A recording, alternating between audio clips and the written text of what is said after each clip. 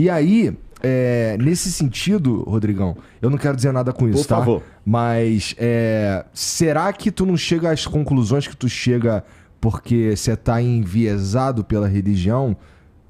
Por favor. Boa pergunta. Inclusive, de tudo que o Sérgio falou, eu concordo com tudo. O único pontinho, Sérgio, que eu fiquei um pouco assim, eu falei assim, a questão do viés. Né? Porque, em primeiro lugar, eu acho que o viés, eu até falei da questão da cosmovisão. Viés é uma palavra pejorativa. Vou usar cosmovisão. A cosmovisão, todo mundo a tem. Não tem como você escapar dela, porque ela vai sendo construída e, por mais que você evite a palavra crer, pelos experimentos, você já espera determinados resultados que ainda não aconteceram. Isso é muito importante. Eu acho que não é trocar a palavra acreditar por esperar. Por esperar. Isso aí. Entendeu? Isso mesmo. Vamos supor, se eu sei que a água ferve...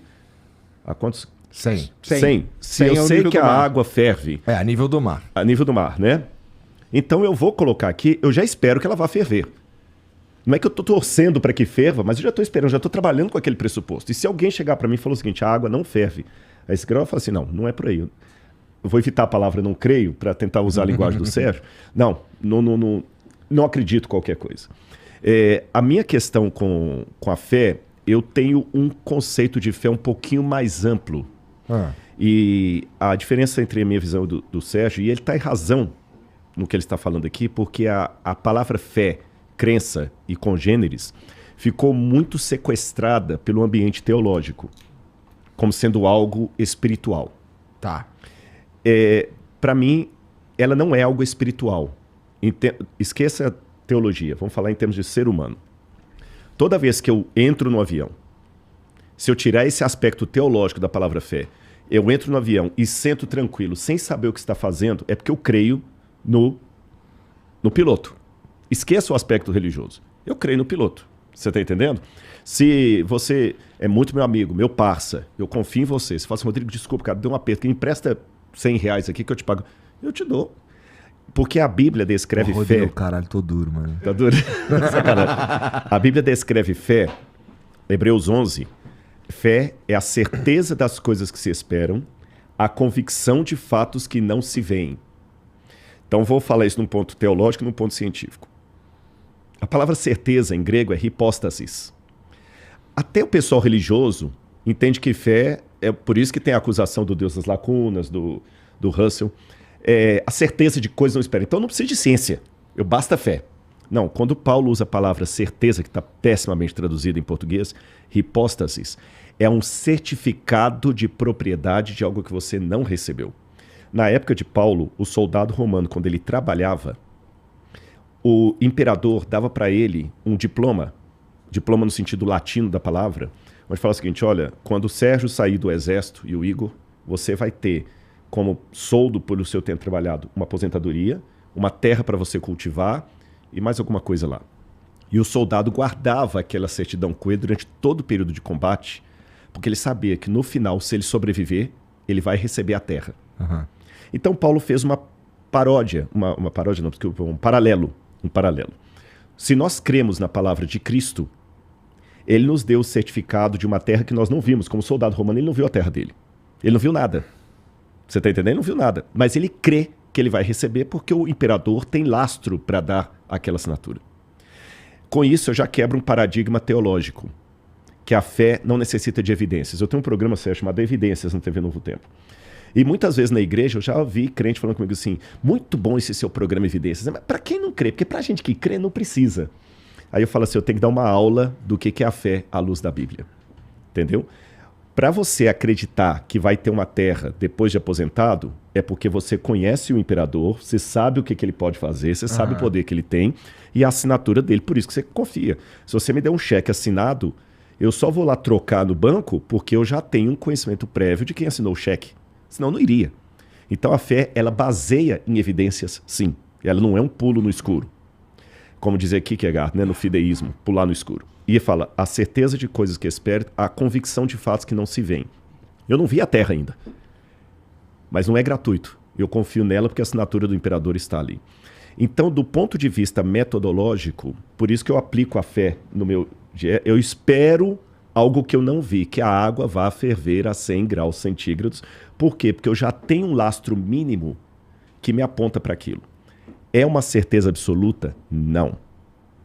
Eu tenho todas as respostas com as evidências que eu coletei? Não. Se a gente falar... A gente não, porque eu vou mais ouvir. Porque na minha área, se falar de física quântica aqui, tem um monte de coisa que não faz sentido. Mas tem algumas coisas que eu falo assim, olha, tudo indica que vai dar nisso, pelo que a gente conseguiu levantar até agora. Mas que a gente levantou tudo, não. Então, a arqueologia, até a teologia, eu faço tudo que eu levantei é sobre isso aqui. Agora, a arqueologia eu tenho que explicar um pouquinho que a gente gravita entre dois mundos. Porque na academia, e o Sérgio vai entender isso aqui, tem uma diferença entre ciências humanas e ciências exatas. E até uma briga aí. Porque e dentro das áreas também. Dentro das áreas. As ciências humanas ela não trabalham com método científico, de 100%. Ciência humana, o que eu vou analisar em laboratório? É complicado. Sim. A gente usa o pessoal da área de laboratorial para fazer pesquisa. Por exemplo, sei lá, a psicologia pode submeter pessoas a testes laboratoriais para ver o que vai dar, mas em tese a área de humanas é filosofia. Como é que eu vou aplicar método científico à ética nicômaco de Aristóteles? Não tem como. Então, até que ponto você pode falar de ciências humanas ou a ciência só está na física e na química, etc.? É uma polêmica. A arqueologia, ela gravita entre o mundo da humanas e o mundo da laboratorial. Você está entendendo? Porque a gente trabalha com técnicas laboratoriais e tudo mais, mas muito da leitura que eu faço do que eu encontro é diferente. Agora eu tenho me distanciado do Sérgio. É diferente da laboratorial, porque você vê lá o átomo com a... Vou falar do petróleo. Você vê um comportamento da molécula lá, você repete aqui em laboratório. Eu não tenho como repetir em laboratório a destruição de Jerusalém no ano 586 a.C. Eu só vou ver a cinza ali, pedir gente da área que não é minha para medir aquela cinza, para falar, escuta, qual foi a quantidade de calor que queimou isso aqui? Ele falou, olha, que interessante, houve um incêndio aqui no 586 e a Bíblia fala que Jerusalém foi destruída. Eu tenho um par aqui que confirma a história bíblica e eu paro aqui. Agora, se você pedir, repete esse laboratório, não tem como. Então, meu método científico, ele é adaptado ao tipo de estudo que eu estou fazendo. Não sei se ficou confuso o que eu falei. Eu entendi. Não, isso é mesmo. É nesse sentido. Agora, com relação à fé, eu faço uma diferença entre fé e crendice. O Quincas Borba falava lá do Rubião, né, que era um sujeito mais crédulo do que crente. Então, existe muito na igreja o fideísmo e a crendice, que para mim é diferente, Sérgio, da fé. Eu vou dar uma ilustração para não ficar falando só eu sozinho aqui.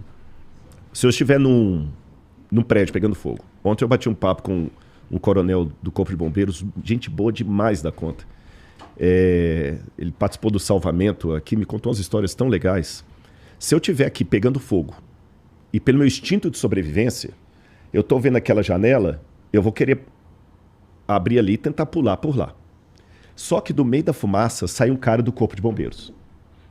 Com a machadinha na mão e falou, vem aqui, vem para onde eu estou. O meu instinto de sobrevivência estava mandando ir para lá. Mas quando eu olho o cara do Corpo de Bombeiros, eu não tenho todas as respostas. Não dá tempo de sentar com ele e fazer... Não, mas por que eu vou por aí? Por que eu vou por aí? Por aí é melhor do que pela janela. Não dá tempo. Você tá entendendo? Se você for inteligente, você abaixa e obedece o cara. E se ele entrar com você na fumaça, você vai atrás. Por que eu fiz isso? Isso é fé. Porque eu não tenho as respostas, eu não tenho a razão, mas eu tenho um conhecimento prévio que me diz assim, eu já vi que bombeiro sabe o que está fazendo. É mais inteligente eu negar os meus sentidos e seguir a ele. Agora vou mudar a ilustração. Eu vou pular a janela e ver uma menina louca aqui, totalmente maluca, que saiu do hospício, e fala, não, vem comigo aqui que eu vou te dar a mão e nós vamos sair voando. Se eu desistir e seguir a menina, aí é fideísmo, aí é crendice. Eu não sei se com essa parábola eu consigo diferenciar para vocês, na minha opinião, o que é fé e o que é crendice. A fé é a certeza do que eu não vi. O que eu não vi?